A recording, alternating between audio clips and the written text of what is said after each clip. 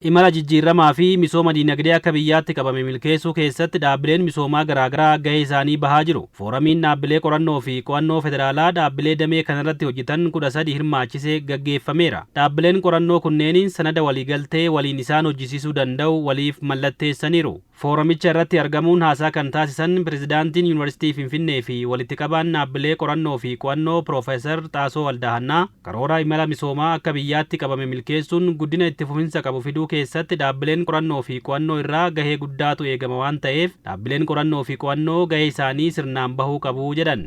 የሀገራችን እድገት Dhaabbileen qorannoo fi qo'annoo har'aas keessatti argamtan guddinni biyya keenyaa kaariifatu rakkoon hawaasa biyya kanaa akka furamu taasisuu keessatti gahee guddaa qabdu. Hundi keessan cimina mataa keessanii qabdu. Isa kana karaa bittinnaa'een hojiitti hiikuuf socho'uu caalaa walitti dhufuun qabeenya fi ogummaa qabdaniin tokkummaa uumtanii kan hojjettan yoo ta'e qorannoon keessan hundi rakkoo hawaasa biyya kanaa hiikuun guddina eegalame ariifachiisuu danda'a. Hooggantootni dhaabbilee kanneenii qofti walgeenyee mari'achuun rakkoon furamu hin jiru. Dhaabbilee keenya keessa qorattoota jiran faana mari'achuu nu barbaachisa. Daayireektarri olaanaan Inistituutii Dhimma Alaa fi walitti qabaan itti aanaa dhaabbilee qorannoo fi qo'annoo Dr. Dassaalany Ambaw hundaa'uun fooramii kanaa dhaabbileen qorannoo fi qo'annoo dandeettii isaanii guddisuun bu'aa fooyyee qabu akka galmeessan taasisuu keessatti shoora olaanaa qabaachuu dubbataniiru. በጋራ ተቀናይተን ብንሰራ tokko taanee yoo hojjenne jijjiirama akka biyyaatti fiduu ni dandeenya. Dhageettiin keenyas dabalaa deema. Imaammataa fi poolisii bahan irratti gorsii fi deeggarsi mootummaaf laannus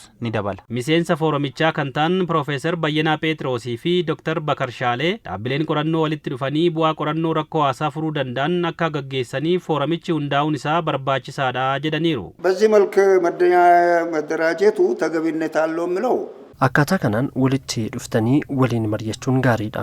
Tokkoffaa wal deeggaruu fi wal gargaaruun ni uumama. Kanarra kan darbee qorannoo bilchaataa fi gadi fageenya qabu haala biyyaa fi addunyaa karaa ilaalcha keessa galcheen tokko taanii waliin geggeessuuf haala nuuf mijeessa. Kanaaf fooramichi baay'ee barbaachisaadha. የፖሊሲ አጀንዳዎችን ተከትለው Ajandaawwanii fi poolisii jiran hordofnee qorannoo rakkoo furuu danda'u gaggeessuuf hundeeffamuun fooramii kanaa barbaachisaadha. Ijaarsa mootummaa akka biyyaatti jiru irraa eegalee hanga rakkoo dinagdee fi hawaasummaatti wanti jiru hunduu qorannoo fi qo'annoodhaan kan hiikamanidha. Kana waan ta'eef hundeeffamuun fooramii kanaa hanga barbaadamu inistituutiiwwan qorannoo fi qo'annoo dabaluu danda'a jennee ilaaluu qabna. Fooramicha irratti Inistituutii Qonna Itoophiyaa, Inistituutii Saayinsii Hawaa Ji'oospeeshaalii Itoophiyaa, Tajaajila Istaatiksii Itoophiyaa, Tajaajila Fayyaa Hawaasaa fi Yuunivarsiitii Finfinnee Akaadaamii Hoggansa Afrikaa dabalatee dhaabbileen qorannoo fi qo'annoo 13 argamaniiru.